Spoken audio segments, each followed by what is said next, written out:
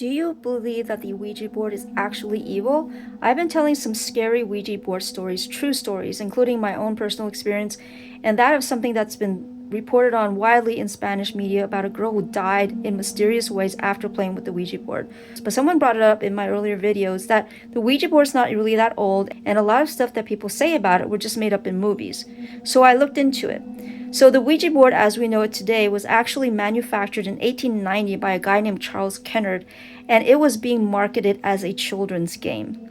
Imagine kids playing with that at their birthday party. Oh, and an interesting fact, the name Ouija does not mean yes in French and German as some people think. What happened was a psychic medium used the board, and when she was using it, she asked it, "What should we call you?" And it spelled out Ouija. And when she asked, "What does that mean?" it spelled out good luck.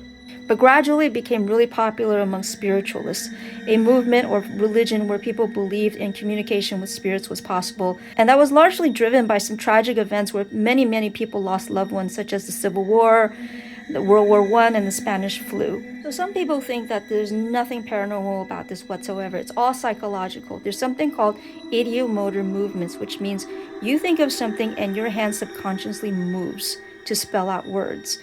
Others think that it's really just opening a door to anybody. It could be good spirits, it could be bad spirits. And then there are people who think that Ouija boards are a portal to evil. They let in demons.